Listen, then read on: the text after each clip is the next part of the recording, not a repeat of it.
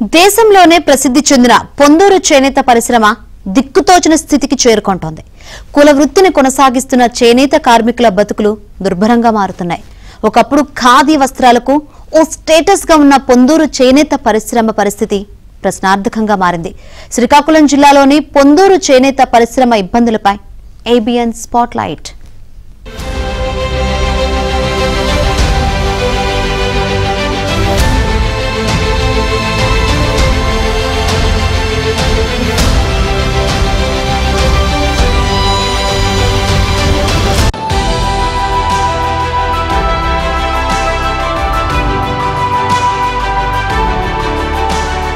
శ్రీకాకుళం జిల్లాలోని పొందూరు చేనేత పరిశ్రమకు పెట్టింది పేరు. ఇక్కడి ఖాదీ వస్త్రాలకు దేశ విదేశాల్లోనూ మంచి డిమాండ్ ఉంది. పొందూరు ఖద్దరుకు భారతదేశ స్వాతంత్ర్య ఉద్యమ పోరాటంలోనూ ఓ గుర్తింపు ఉంది. అసలు ఒంటి మీద బట్ట ఉందా లేదా అన్నట్టు పలుచుగా ఉండే పొందూరు ఖద్దరును మహాత్మా గాంధీ సైతం అమితంగా ఇష్టపడేవారట.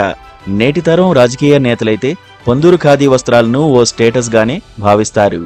అలాంటి పొందూరు చేనేత పరిశ్రమ ఉనికి రాను రాను ప్రశ్నార్థకంగా మారుతోంది.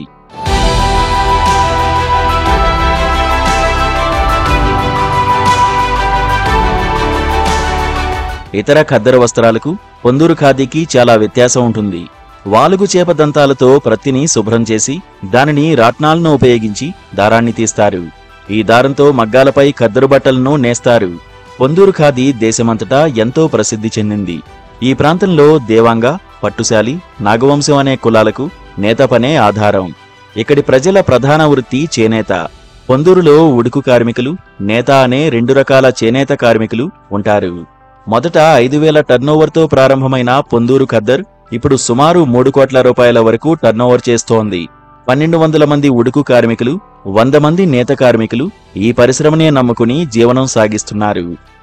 ఈ పొందూరు ఖాదీ అనేది టోటల్గా చేతితో ఉడికి చేతితో నేయబడినటువంటి ఖాదీ. ఇది 1949-50 సంవత్సరం నుంచి కూడా ఈ ఖాదీ ఇక్కడ ఉత్పత్తి జరుగుతుంది. సుమారు 5,000 రూపాయల ప్రొడక్షన్తో అప్పట్లో ఈ ఖాదీ ఉత్పత్తి అనేది జరిగేది. నేటికి అంచెలంచెలుగా ఎదుగుతూ 2,50,00,000 టర్నోవర్ దిశగా ఈ ఖాదీ అవుతుంది. నేను నేర్చుకొని నేను కష్టపడి నా పిల్లలకు కూడా ఈ పని చేస్తుండే, మా ఆయన మగ్గం నేస్తుండి, నేను ఉడుకుతుండి మా పిల్లలకి చదివించాం. ఈ పని అంటే మా పిల్లలు కూడా ఈ పని మరి ఇప్పుడు చేయడానికి నిర్ణయించుకోవడం లేదు. ఎందుకంటే ఇందులో నాకు కూలి తక్కువగా వస్తుందనేసి నిర్ణయం చేయడం లేదు. అందుకని మీరు ఏదైనా చూసి ఆఫీస్కి ఒక వెల్ప్ చేసి మీరు ఆఫీస్కి ముందడుగు వేసేలాగుంటే వాళ్ళు మాకు కూలి బాగిచ్చి మాకు పత్తిగాడ గట్ట బాగిచ్చి మాకు చేస్తారు. 1949 నుంచి పొందూరు ఖద్దరు పరిశ్రమ మనుగడలో ఉంది. మహాత్మా గాంధీ, ఇందిరాగాంధీలు ఇక్కడి బట్టలను వినియోగించేవారు అంటే ఈ ఖద్దరు ప్రత్యేకతను చెప్పాల్సిన అవసరం లేదు. అయితే నేతన్నలకు ప్రభుత్వాలు కొంతమేర చేయూతను ఇస్తున్నప్పటికీ వారి బతుకుల్లో మాత్రం వెలుగులు కనిపించడం లేదు. తాతల తండ్రుల నుంచి నమ్ముకున్న వృత్తిని వదల్లేక ఇతర పనులకు వెళ్లలేక జీవితాలను నెట్టుకొస్తున్నారు పొందూరు చేనేత కార్మికులు. ప్రత్తిని దారంగా చేసి ఖాదీ అభివృద్ధి సంస్థకు కార్మికులు ఇస్తుంటారు. మరికొంతమంది సొంతంగా ఏర్పాటు చేసుకున్న మగ్గాల ద్వారా తయారు చేసిన బట్టను AFKKS కు అందిస్తారు. అయితే ఈ సంస్థ ద్వారా తాము తయారు చేసిన ఉత్పత్తులకు ఇస్తున్న ధరలను పెంచాలని కార్మికులు కోరుతున్నారు. 14 సంవత్సరాలు అయ్యింది ఇందులో జాయిన్ అయ్యింది. 10 రోజులు ఉంటే 15 రోజులు వండుకుంటుందండి. ప్రభుత్వం ఏదో ఆదుకోవాలి కదండి. ఇదే ఉన్నదండి మాకు. మరి ఇంకేటి ఈ పని చేసుకుని బతకాలి. మరి మేము మా పిల్లల్ని ఈ పని చేసి చదివించాలి కూడా. మరి ఇంక కూర్చుంటే ఎలాగండి? మాకు మరి ఏ ఆధారం ఇంకా లేదు కదండి. సార్ నేను ఇంచుమించు 40 సంవత్సరాలు పనిచేస్తాను సార్ ఇక్కడ. కానీ ఏంటంటే నేతగాడికి నూలైతే కల్పించడం లేదు. 15 రోజులు నేస్తే 15 రోజులు కూర్చోవడం వస్తుంది. మజూర్లు అయితే 15 రోజులకు ఒకసారి పట్టుబడిస్తున్నారు.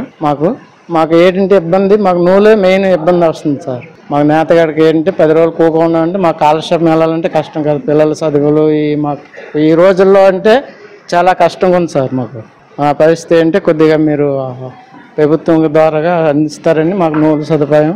మా పిల్లలు చదువులకు కూడా చాలా ఇబ్బంది పడుతున్నాం, తిండికి దేనికైనా సరే. ఉమ్మడి శ్రీకాకుళం జిల్లా పొందూరు తర్వాత అత్యధిక ఖాదీ వస్త్రాలను తయారు చేసే ప్రాంతం రాజాం. ఇక్కడ కూడా చాలా వరకు చేనేత వృత్తిని నమ్ముకుని జీవనం సాగిస్తున్నవారు అధికంగానే ఉన్నారు. అయితే ఖాదీ ఉత్పత్తిలో స్త్రీలదే ప్రధాన పాత్ర. నిజానికి పొందూరు ఖద్దరు నేయడం అంటే ఆషామాషీ కాదు. అత్యంత క్లిష్టమైన తర్ఫీదు అవసరం. ఏరటం, నిడవటం, ఏకటం, పొల్లు తీయటం, మెత్తబరచటం, ఏకు చుట్టడం, వడకటం, చిలక చుట్టడం, ఇలా 8 దశలు దాటితే తప్ప పత్తి శుద్ధి కాదు. కుటుంబాలకు కుటుంబాలే అదే వృత్తిగా రేయింబవళ్లు శ్రమిస్తారు కనుకనే ఈ ఖాదీ అంత అపురూపమైందిగా చెబుతారు. ఈ చేనేత కార్యక్రమాలకు 20 సంవత్సరాలు పెట్టి పని చేస్తున్నాం. ఇప్పుడు 1 సంవత్సరం పెట్టి అలాగ మాకు నూలు గట్ట రావడం లేదు, మజూర్లు అందడం లేదు. అది తవ్వాలంటే ఒక 3 సంవత్సరాలు పెట్టి ఉండిపోయండి, ఖరీదు అవ్వలేదు. తాళ్ళు కూడా ఖరీదు అవ్వలేదు. మాకు నూలు రావడం లేదు. 10 రోజులు పని ఉంటే 1 నెల రోజులు కూకోవాల్సి వస్తుంది.